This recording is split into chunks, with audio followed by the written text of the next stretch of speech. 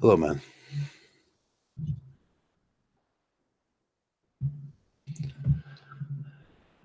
Hello, man. Okay, sounds good. Just got back from my bike ride, so I figured I would go over. I just feel like talking now, kind of active, and I ran upon this silly article. So we're gonna do a silly article from that was supposed to be from a married person's perspective, but let me get some real sound on this. uh, was supposed to be from a married person's perspective, but I'll do it from a MGTOW perspective and from a men's perspective. Hello, Brissy boy. It's called 10 Things Married Couples Won't Tell You, but I'm going to do 10 things married people need to know, and we'll go over them one by one. And the first question sounded kind of silly, and I thought, well, it's silly. Has marriage gone out of fashion? Heck yeah, marriage has gone out of fashion. There's nothing to marriage. The day feminism hit, in sexual revolution hit, what was there? Marriage is all about sperm guarding. Marriage is about one person having a baby with another person. As soon as the sexual revolution hit in the 60s, marriage went out of fashion because you can't trust your partner to be monogamous because well, feminism hit too, and sex positive feminism, it's her body, it's her choice, we don't have no control over that as men. So marriage is out of fashion. Hell yeah, it's out of fashion. It never really was. It was useful when when men and women had a common bond, and the man didn't want to be raising somebody else's child. But for today's purposes, marriage will do one thing. That's it's a tax plan. If you have a tax plan and you wanted to intermingle your revenues, then go ahead and get married and do that. But short of that, is marriage out of fashion? Is marriage obsolete? Is marriage barbaric? Yes, marriage is barbaric in every sense of the way. It's old fashioned. So that's number one. Number two, let's see what this is. I'm just going to answer them. I didn't see these, so I'm just going to answer them as a MGTOW would. We plan for divorce before our wedding. What they're talking is prenuptials. Should you get a prenuptial before your wedding? It doesn't matter. In the marriage courts, prenuptials are usually thrown out. They have to do with property that is owned before you enter the marriage. If you can prove the property was owned before you entered, or you brought something to it, at that point, everything is split 50-50, supposedly, but that doesn't really happen. And prenuptials get thrown out. So we plan for our divorce before, unless you want to get married and you're planning to be married for 5 years and then move along with that thing. Good life plan and everything. If you got a 5-year plan on a business and you need to be married, and hence back to one, it is a business plan, and that's all it is. And the government wants their cut. We've planned, yeah, they planned their divorce before the wedding. Good job. A lot of confidence in that institution. Marriage is barbaric. Let me see. Let's go on to three. Our wedding may break the bank for us. Yes, you're going to get into you're going to, number three is the wedding may break the bank. Yes, it will. How stupid is it to get into a financial arrangement with another person and then break the bank?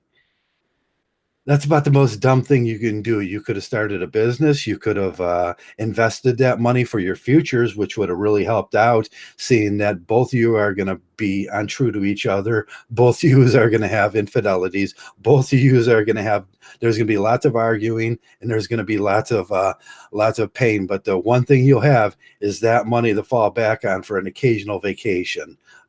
Yeah, don't go to a, it, like I said, marriage is financial. It's a tax abatement. Short of that, with children, why spend a boatload of money, an average of 13 to 15, $35,000 when you could put that in the bank, and it has that would be the start of your commitment to each other. If you put $35,000, which will cost you to have a wedding, into the bank, you can start collecting interest and other things on that. If you invest it properly, you might better double that or triple that in the 10 years average that you will be married.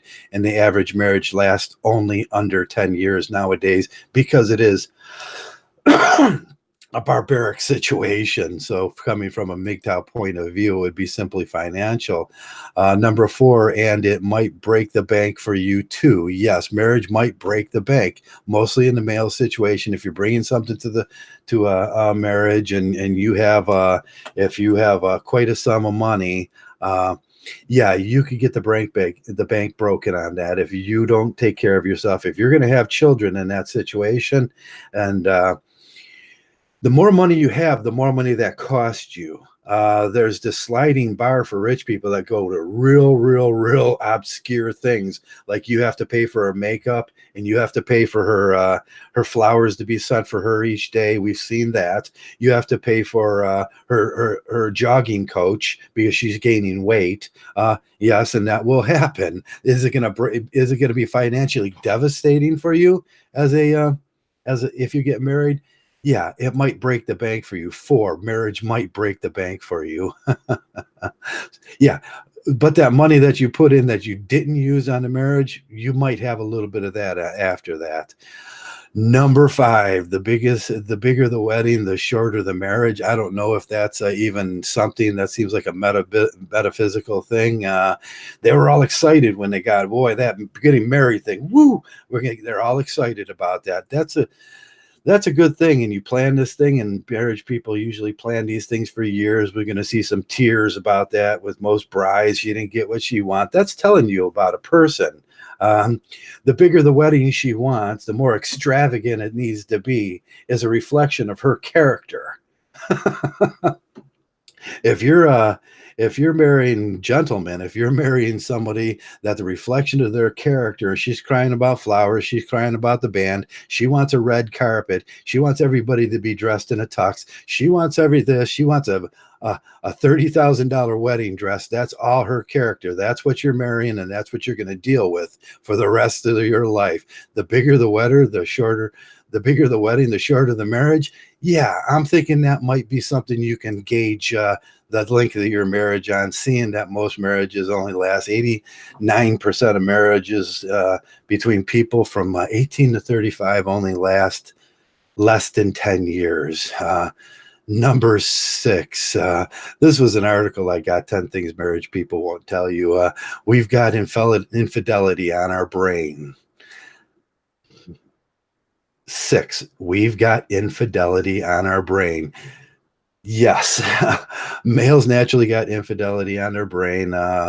It's part of being a male. Moving from one partner to the next is what you would have did in the caveman years, and you don't stick around. And there was no such thing as marriage.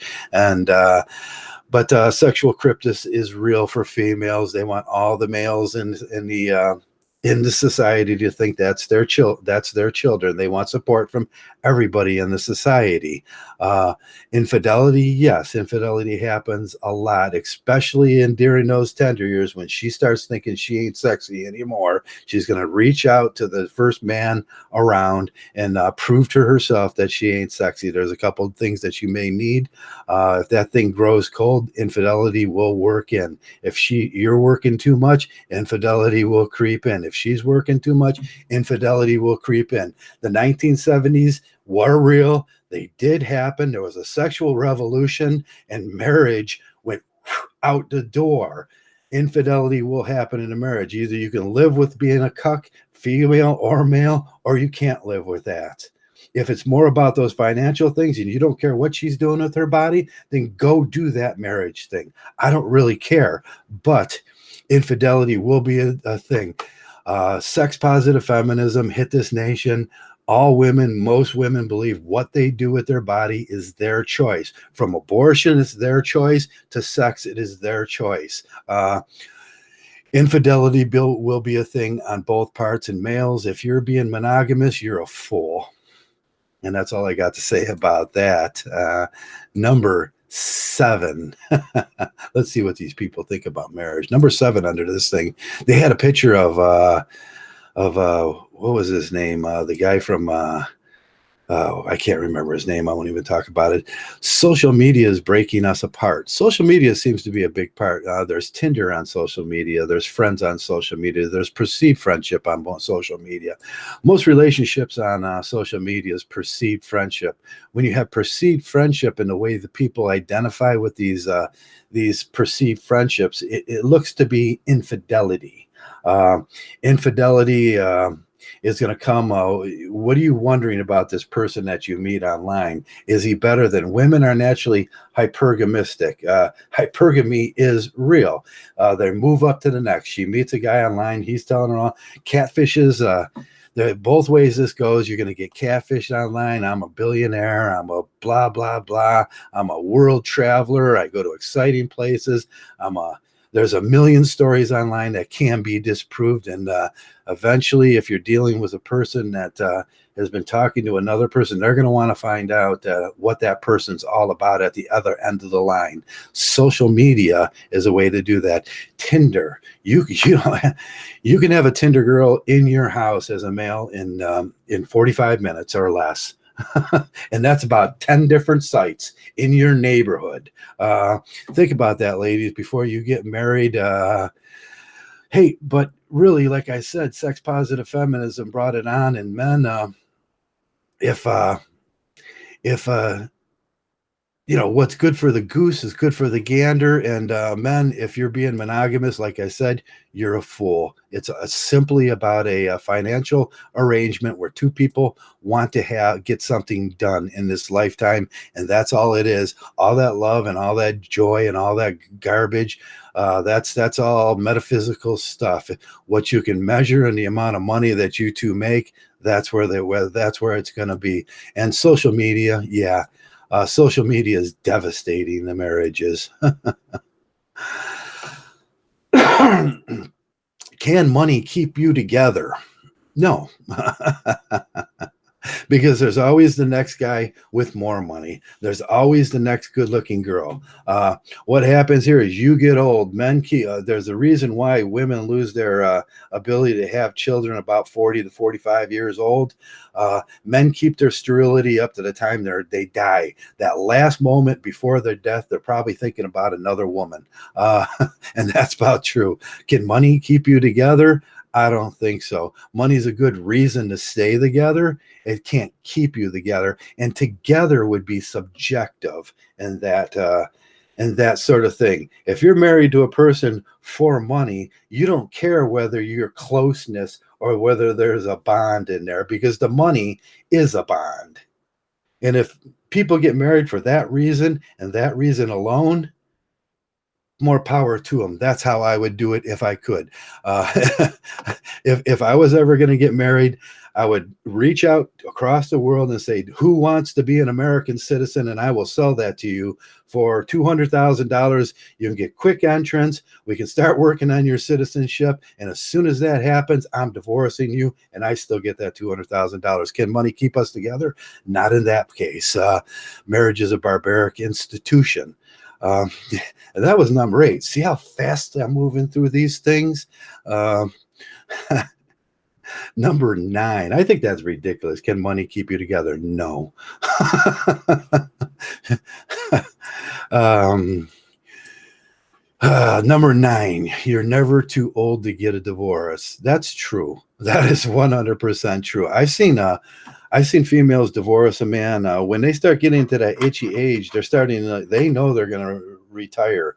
What they really want is a little independence to go to the bingo hall, spend all that money, and really get a divorce. And I've seen people from 18 to 85 get divorces. I don't know what the statistics are for people that get divorced that are over 65, but I've seen it a lot. And most of the time, one of the partners are going to die anyways, and that's a form of divorce.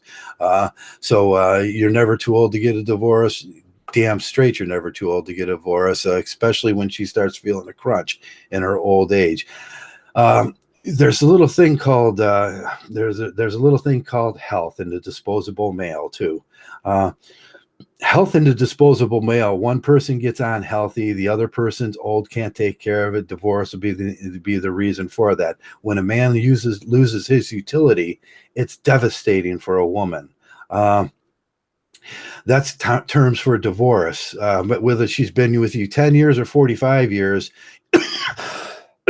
you lose your utility, and she will divorce you. Uh, that's the disposable male. That does not end. You will be disposable male right up to the time you die. And hopefully, she's hoping that you die before her. That way, she gets half your Social Security and half of everything that's in the bank, and you're not there to enjoy that with her. And 9 out of 10 times, yes, the male will die first because he will work his death trying to make you happy, make her happy. So that's number 9. It's never too old to get divorced. That's true. It's never too old to be an old fool, too, and get into a marriage too late in your life where you could just expect that half of everything you had, she will inherit. No fool like an old fool, too.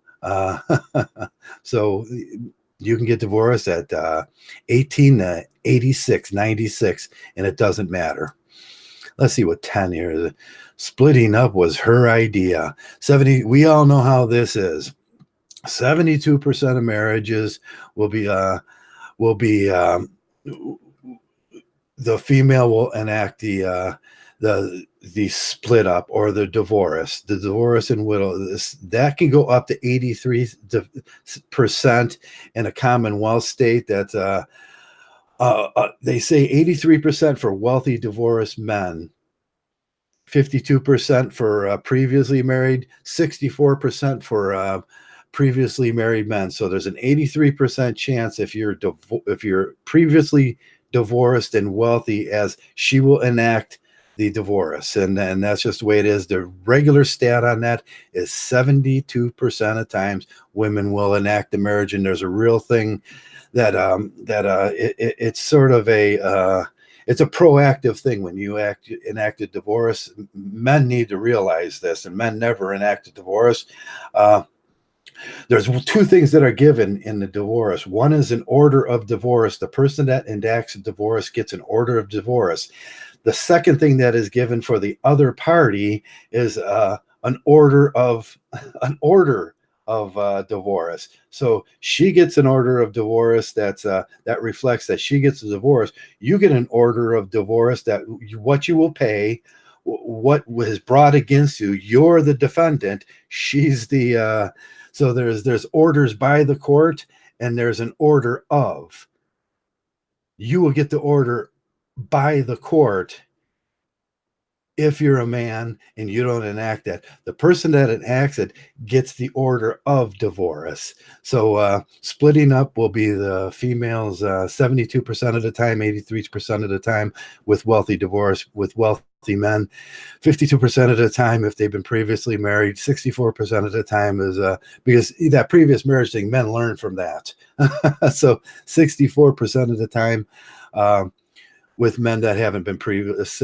But it turns out the whole thing, all in all, was 72% of the time. And that's my video for this late time. If you guys want to talk about any of those things, we could talk about some of those things. And I just thought this was so funny when I started reading it, because they had a picture of Jen, and I have to go back to 1 and look at it. It was it was a picture of Jen and her husband, and she looks like, I'll put it up on the thing, and then you can see this mug and why you shouldn't get married and what happens during marriage and everything. And it's kind of really fun. Let me get the screen share going with you guys.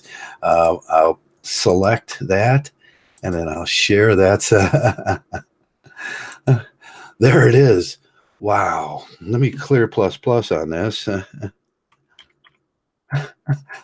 Look at that face. She looks like the Walking Dead, doesn't she? No, he's still a pretty handsome man. That's what happens when they fall into what do they call that? Post being able to have a baby.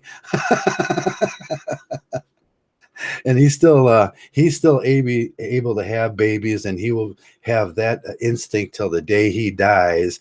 And but look at that face. She looks like the Walking Dead. Let me bring that back down and stop sharing that because I know none of you guys really want to see that face anymore.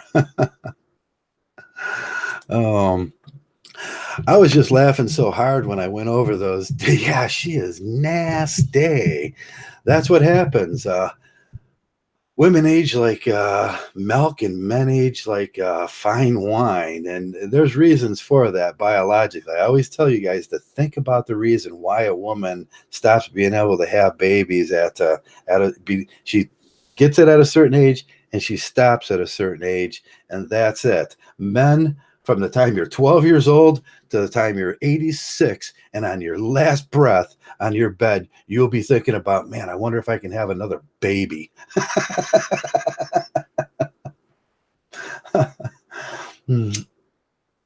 Because you were never supposed to be married anyways. That's men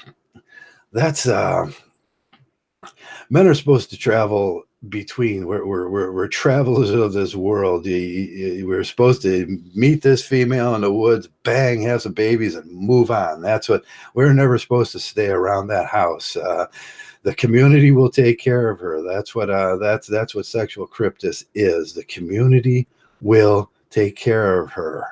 You're not supposed to stay in that house. Everything in our souls predetermines that.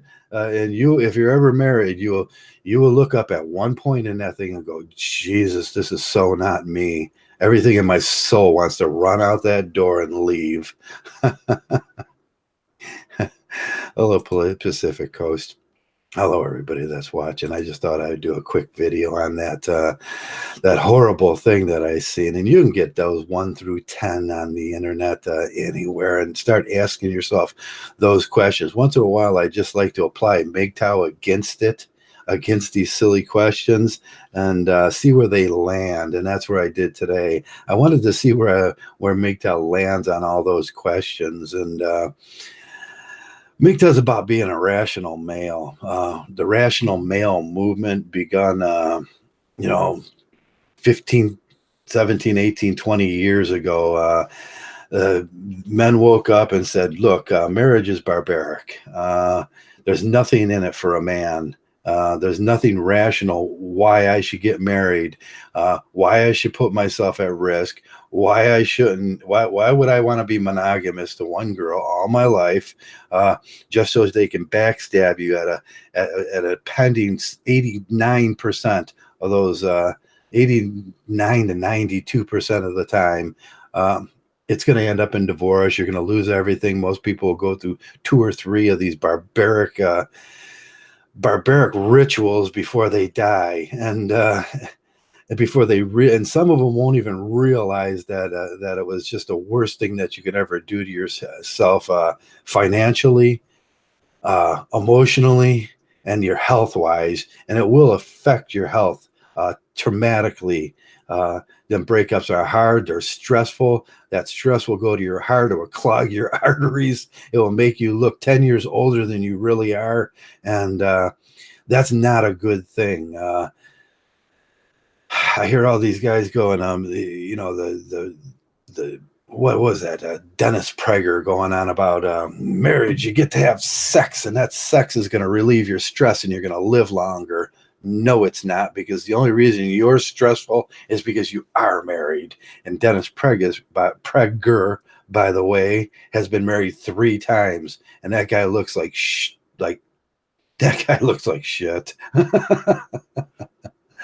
So that's all I wanted to do was go over that, put a quick video out on the 10 things people need to know about marriage. And that's it. Thanks a lot for coming around, guys. Thanks a lot for listening to my blah, blah, blah, blah, blah about this. Have a great week, MGTOWs, and thanks for being MGTOW. MGTOW.